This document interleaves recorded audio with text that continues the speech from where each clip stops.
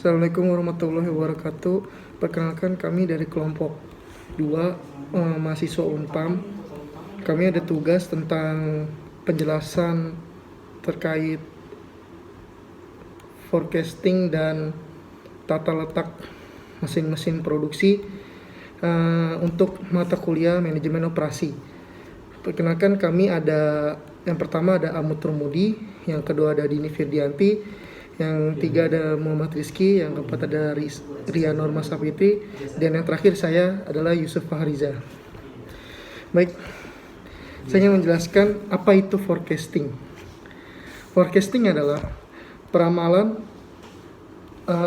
yaitu proses untuk memperkirakan berapa kebutuhan di masa depan, yang meliputi kebutuhan di masa mendatang seperti kebutuhan persediaan makanan dan barang dan jasa, seperti ada juga yang kebutuhan itu meliputi kuantitas, kualitas, waktu, dan lokasi.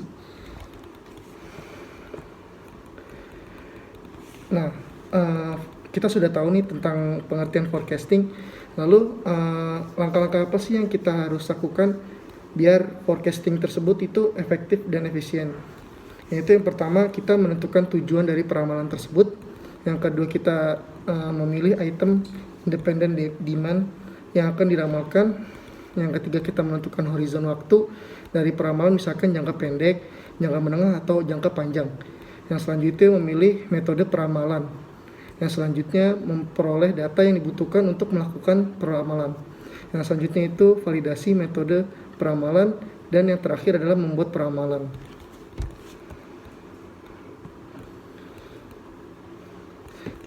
Nah, sebenarnya dalam hubungan antara horizon-horizon waktu tersebut, peramalan itu diklasifikasikan dalam 3 kelompok. Yang pertama adalah peramalan jangka panjang, yaitu 2-10 tahun. Yang selanjutnya adalah peramalan jangka menengah, 1-2 tahun. Yang selanjutnya adalah peramalan jangka pendek, 1-5 minggu. Oke, sekian bagian saya. Lanjutkan oleh kelompok saya yang selanjutnya. Oke, selanjutnya saya di sini akan membahas mengenai metode-metode peramalan. Secara umum, metode-metode peramalan itu terbagi menjadi 2 kategori. Yang pertama adalah metode peramalan bersifat subjektif atau yang bisa disebut dengan metode kualitatif. Yang kedua adalah peramalan bersifat objektif atau bisa disebut dengan metode kuantitatif, di mana saya akan menjelaskan mengenai peramalan bersifat subjektif terlebih dahulu, di mana peramalan ini lebih menekankan kepada keputusan-keputusan hasil diskusi, pendapat pribadi seseorang, dan intuisi yang meskipun kelihatan ilmiah tetapi dapat memberikan hasil yang baik. Biasanya peramalan ini didasarkan atas hasil penyelidikan seperti pendapat salesman, pendapat sales manager, pendapat para ahli, ataupun survei konsumen. Di sini ada beberapa model peramalan digolongkan sebagai model subjektif. Yang pertama adalah dugaan manajemen atau manajemen estimate. Yang kedua ada riset pasar atau market research. Dan yang ketiga ada metode DLP. Dan yang terakhir ada analogi historis atau historical analogi.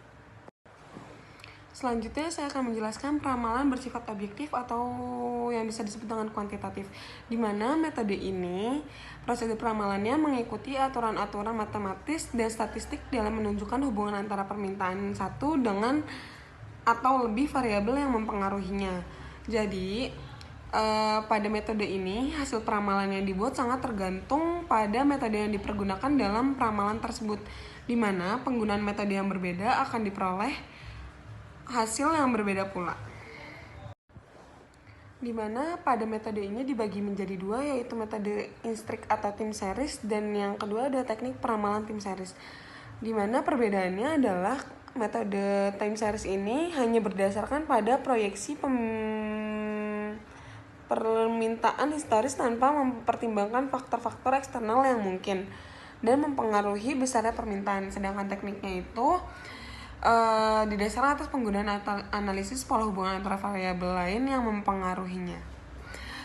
Mungkin sekian itu saja dari saya. Selanjutnya akan dijelaskan oleh rekan saya yang bernama Amut Rumudi. Selanjutnya yaitu metode rata-rata bergerak sederhana, simple moving average. Metode ini menggunakan sejumlah data aktual permintaan yang baru untuk membangkitkan nilai ramalan untuk permintaan di masa mendatang. Bentuk umum persamaan dari metode rata-rata bergerak yaitu di mana moving average, permintaan aktual Friday T, N-nya jumlah data permintaan yang dilebatkan dalam perhitungan moving average.